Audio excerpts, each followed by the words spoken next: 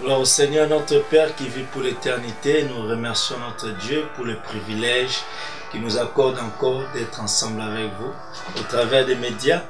Nous bénissons le Seigneur pour ces nouveaux numéros où nous allons encore partager ensemble avec vous la parole de Dieu qui est notre pain de vie.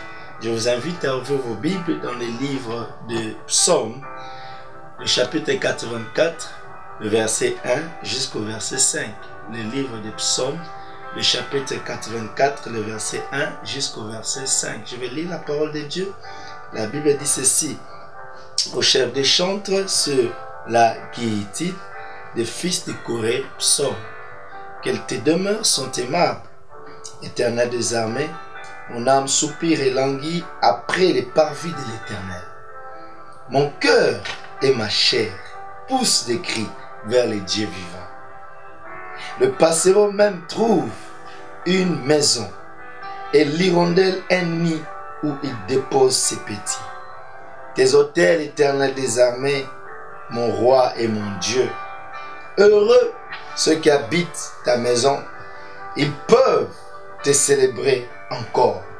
Heureux ceux qui habitent ta maison, ils peuvent te célébrer encore. Là est donc notre thème, le thème que je vous propose ce jour, qui est intitulé « Heureux ceux qui habitent ta maison, ils peuvent te célébrer encore ». Je vous invite à prier. Seigneur, nous te bénissons, te remercions pour ces moments, pour la faveur que tu nous accordes, pour pouvoir encore dispenser ta parole. Saint-Esprit, nous te demandons de prendre la direction de ces instants et que tu poses, Seigneur, dans notre bouche les paroles qui conviennent et qui seront une bénédiction pour mon frère ou pour ma soeur. Glorifie le nom du Christ en ces instants, au nom de notre Seigneur Jésus, que nous avons ainsi prié. Amen. Amen. Gloire au Seigneur. Mes bien-aimés, nous nous trouvons donc dans les livres des psaumes, un grand recueil de plusieurs auteurs, dont David, qui a écrit plusieurs livres des psaumes, qui s'attribue à plusieurs titres des livres des psaumes. Il y a aussi Moïse, il y a Salomon, et il y a aussi le fils de Corée. Des chantres de l'Éternel, des chants qui étaient consacrés à la louange et à la célébration de notre Seigneur. Et dans ces textes, les fils de Corée sont en train, comme qui dirais-je, faire une célébration des délices de la présence de Dieu. Ils sont en train de faire une célébration de la maison de Dieu. Ce sont des gens qui ont expérimenté les goûts qu'il y a dans la présence de Dieu. Et ces désirs ou ces goûts, les plaisirs qu'ils ont eu à contacter dans la maison de Dieu, les a poussés à écrire ces psaumes, comme pour dire que tes demeures sont aimables, que tes demeures sont aimables, Éternel des armées. Mon âme soupire et languit après les parvis de l'Éternel. Mon âme soupire. Il voulait seulement dire que mon âme ressent les sentiments de demeurer dans la présence de Dieu, auprès des parvis, car le parvis représente ou symbolise la maison de l'Éternel. Comme David, vous vous souviendrez, pourra-t-il dire que vaut mieux un jour dans tes parvis que 1000 jours ailleurs. Imaginez quelqu'un qui calcule les plaisirs qu'il a dans la maison de l'Éternel, qui vaut plus que 1000 jours ailleurs. Oh mes bien-aimés, la présence de l'Éternel est une bénédiction, c'est un privilège. Ça devait être un sentiment dans la vie de tout enfant de Dieu pour dire que mon âme soupire, même si il y a certaines choses qui m'entourent, mais ma passion, mon désir se tourne vers les parvis de l'Éternel. Ma passion ne se tourne pas vers le monde. Ma passion ne se tourne pas vers les secours des hommes. Car les secours des hommes n'est que vanité. Et la Bible, dans les psaumes, toujours dit, je lève mes yeux vers les montagnes. D'où me viendront les secours? Les secours me viennent de l'Éternel. Comme pour dire que mon âme soupire et languit auprès de l'Éternel. C'est là où se trouve mon secours. C'est là où se trouve ma bénédiction. Il dit, mon cœur et ma chair poussent des cris vers les dieux vivants. Mon cœur et ma chair. Il y a une combinaison de lettres tout entier qui convergent et qui s'entend pour se diriger vers la présence de Dieu. Oui, mes bien-aimés, pour accéder à la présence de Dieu, il faut converger mon cœur et ma chair mon cœur et ma chair poussent des cris vers le Dieu vivant. Oui, même la prière, c'est une combinaison de tout notre être qui se dirige vers la présence de Dieu. Faire l'effort physique, faire l'effort spirituel pour pouvoir se connecter avec la présence de Dieu. Et il dit, les passereaux même trouvent une maison. Et l'hirondelle un nid où il dépose ses petits. Ici, il veut tout simplement dire, si un animal, si un oiseau, petit soit-il, mettra une place dans le parvis de l'Éternel, à combien plus forte raison un homme créé à l'image de Dieu. J'aimerais te dire, mon bien-aimé, que tu as une place dans la présence de Dieu. J'aimerais te dire, mon bien-aimé, que tu as une place dans les demeures de l'Éternel. Tu as une place dans le cœur de Dieu. Des fois, il arrive des moments où tu peux penser que Dieu ne t'aime pas. Il arrive des moments où tu peux penser que Dieu ne tient pas attention à toi. Oh, mais laisse-moi te dire que tu as une place dans la présence de Dieu. Laisse-moi te dire que tu as une place dans le cœur de Dieu. Dieu t'aime. Il y a un endroit réservé. Comme quand il avait créé le jardin d'Éden. La Bible dit qu'après avoir créé le monde, il créa le jardin d'Éden, qui était un cadre préparé pour l'homme. Avant que l'homme vienne, Dieu avait déjà préparé un cadre où il y avait tout et dont il avait nommé jardin d'Éden, qui était comme un temple pour l'homme, qui était comme un sanctuaire pour l'homme, qui était comme le lieu de rencontre de l'homme et Dieu, de l'humain et le divin, où Dieu descendait pour rencontrer l'homme. J'aimerais te dire que chaque être humain a son paradis, a un endroit, un cadre dans le cœur de Dieu, réservé uniquement à lui. Il y a un endroit dans le cœur de Dieu qui est à toi. Et des fois, lorsque tu t'éloignes, ce cadre reste vide et t'attend. Dieu t'aime et Dieu a besoin de ton cœur pour que tu reviennes à lui et que tu retrouves ta maison, que tu retrouves ton cadre de vie. Cela est possible. L'hirondelle même trouve un endroit pour mettre ses nids. Et si l'hirondelle trouve un endroit, à combien plus forte raison toi qui a été créé à l'image de Dieu. Mes bien-aimés, la Bible dit, heureux, dans le verset 5, heureux ceux qui habitent ta maison, ils peuvent te célébrer encore. J'aime ça, la Bible dit, commence par dire, heureux ceux qui habitent ta maison, ils peuvent, heureux ceux qui habitent, pas ceux qui viennent visiter, pas ceux qui viennent jeter un coup d'œil. Nous sommes dans une époque où beaucoup de chrétiens viennent jeter un coup d'œil pour voir ce qui se passe, pour voir qu'est-ce qui se passe dans l'église. Il y a beaucoup de spectateurs. La présence de Dieu n'est pas un cadre de spectateurs, un lieu où nous venons être des spectateurs. Nous ne venons pas être des spectateurs de la présence de Dieu. Nous ne sommes pas non plus des touristes dans la présence de Dieu. Nous ne venons pas faire une petite promenade dans la présence de Dieu. La présence de Dieu est notre cadre de vie naturelle. La présence de Dieu doit être notre maison. C'est-à-dire, quand tu sors, tu vas au travail, après avoir fais tout ce que tu fais, tu connais que tu as une adresse d'habitation. Tu as un endroit où tu vis.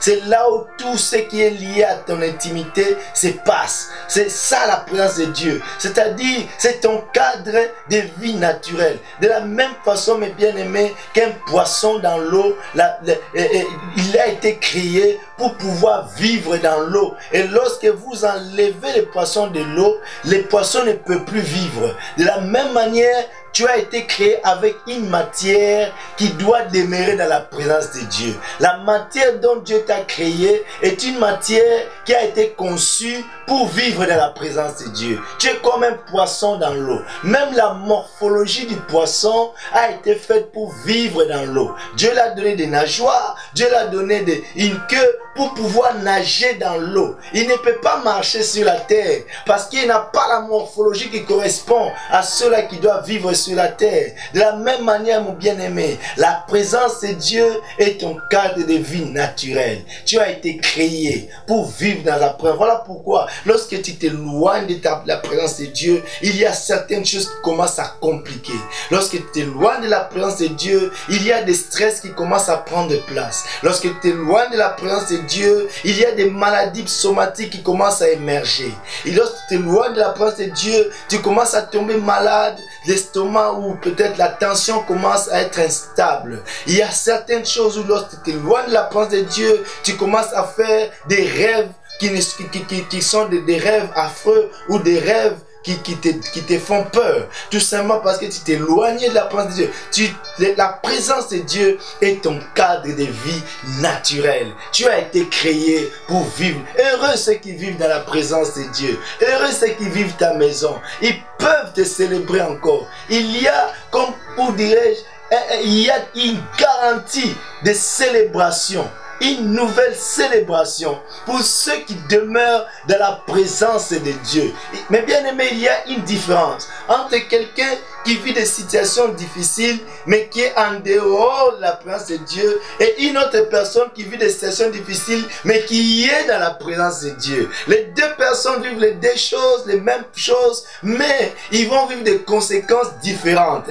C'est lui qui n'est pas dans la présence de Dieu, ces choses vont continuer à s'empirer, mais c'est lui qui est dans la présence de Dieu, va vivre une visitation, et il sait qu'à tout moment, quelque chose peut se passer, parce qu'il est dans le bon cadre qui transforme l'impossible en possibilité. Il est dans le bon cadre qui transforme la maladie en guérison.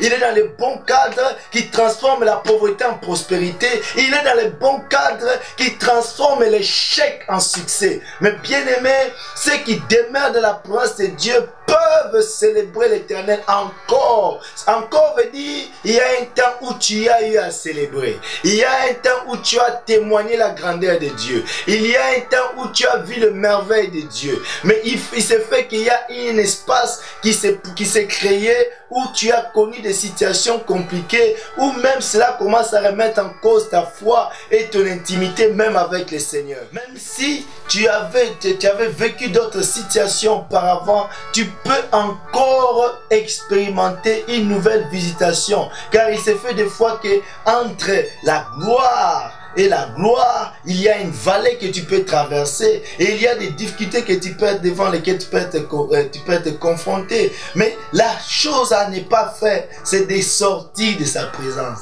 Demeure encore dans sa maison. Continue à se le servir. Continue à te consacrer à lui. Continue à le chercher. Ceux qui vivent ta maison peuvent le célébrer encore. Il y a un homme que j'aime, qui est un homme de Dieu. Dans le livre de l'évangile, dans l'évangile de Luc, le chapitre 1, le verset 5, on nous parle de l'histoire d'un homme qui s'appelait Zacharie. Cet homme était le parent de Jean-Baptiste. Mais bien aimé, Zacharie, était un sacrificateur de l'Éternel. La Bible déclare que tous deux, ensemble avec son épouse Élisabeth, étaient avancés en âge.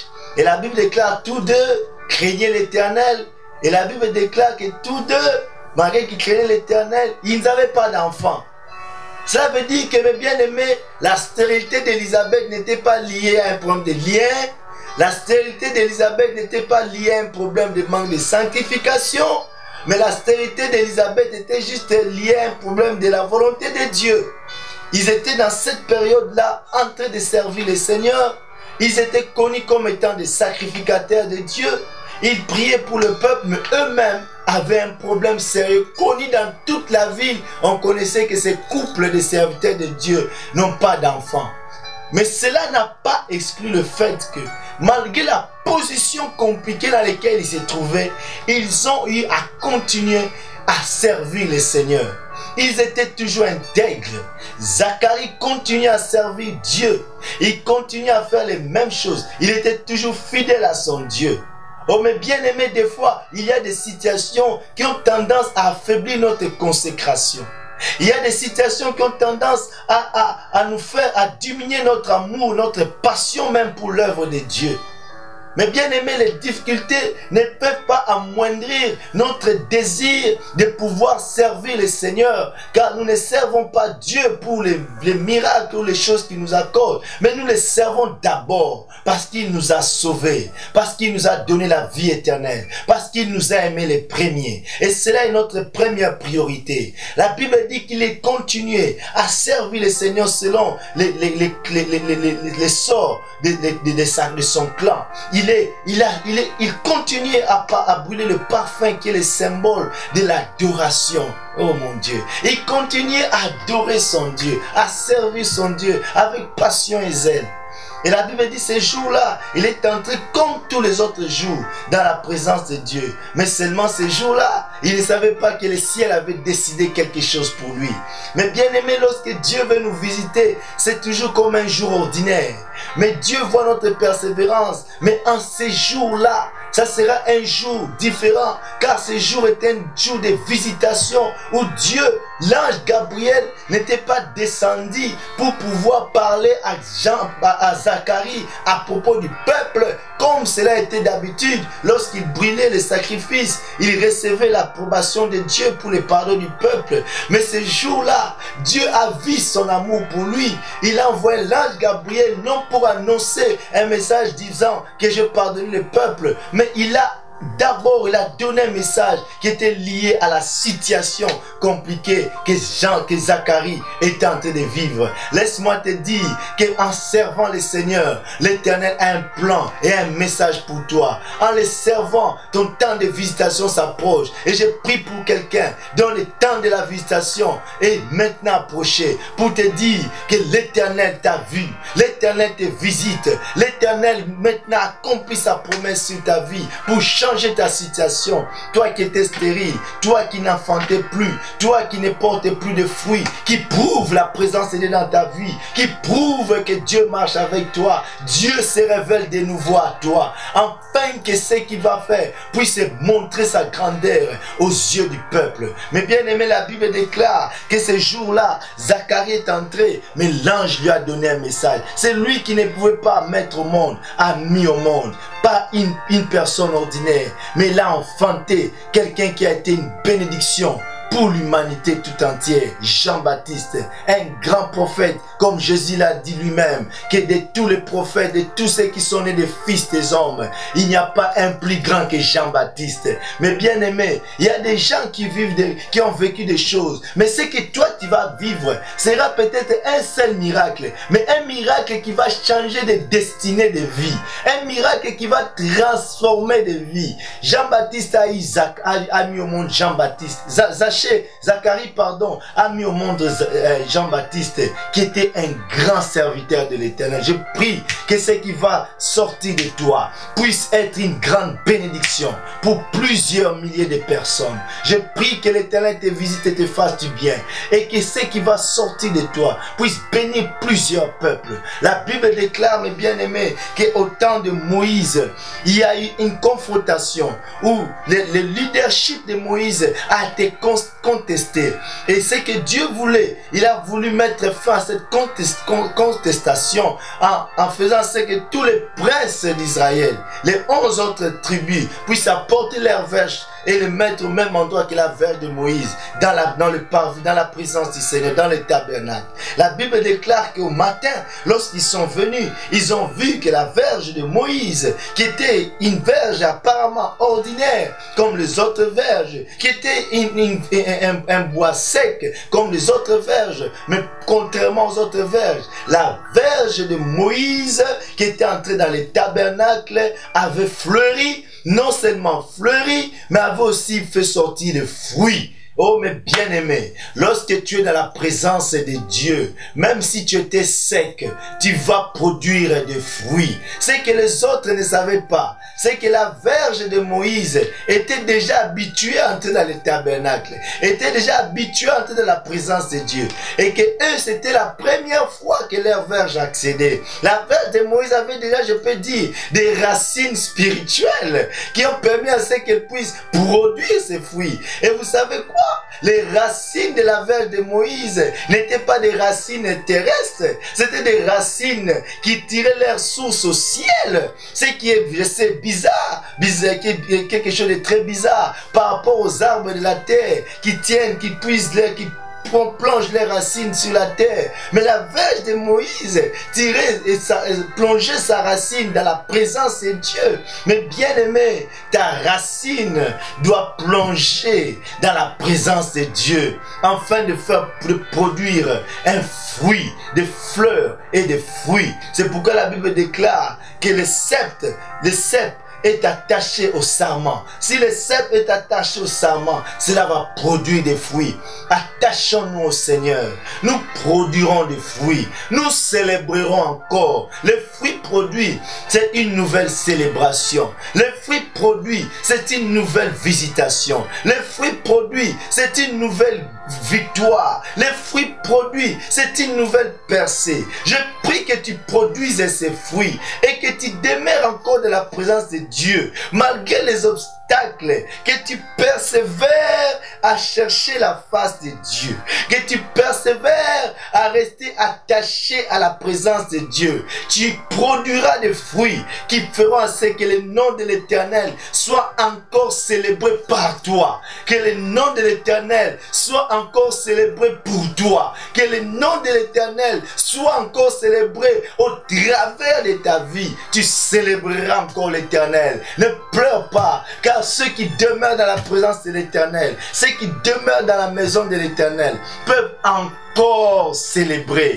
Je prie au nom de Jésus que tu célèbres encore le Seigneur, ô Saint d'Israël. Je prie pour mon bien-aimé, afin qu'il puisse encore demeurer dans ta présence, qu'il puisse encore vivre dans ta maison, malgré les vents et marées, malgré les obstacles, malgré les combats, malgré, Seigneur mon Dieu, la mer qui se dresse devant lui. Oh mon Dieu, puisses-tu l'accorder la grâce, le privilège de demeurer, même quand l'ennemi est tenté de peser sur lui, afin de pouvoir l'empêcher ou de s'aimer en lui, ou en elle le dégoût de la présence de Dieu. Laisse que le Saint-Esprit fasse encore jaillir en lui un flot de vie, oh mon Dieu, que la flamme du Saint-Esprit qui tendait déjà à s'éteindre puisse se rallumer encore au nom puissant de Jésus.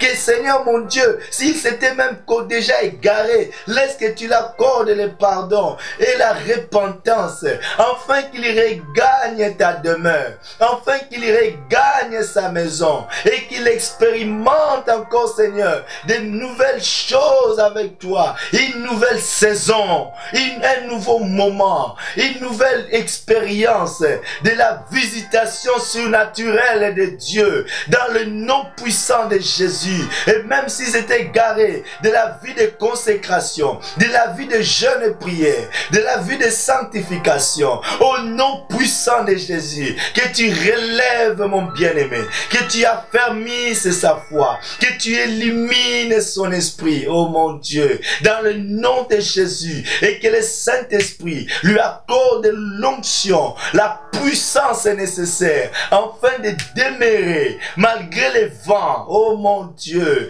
afin qu'il ait demeuré malgré la tempête, dans ta présence. Heureux ceux qui habitent ta maison, ils peuvent te célébrer encore. Seigneur, nous te célébrons en ce jour et nous te rendons grâce pour les offres que tu as accomplis dans nos vies. Laisse que, Seigneur mon Dieu, que la gloire te revienne et que mon frère, ma soeur soient bénis. Au nom de Jésus, que nous avons ainsi prié. Amen.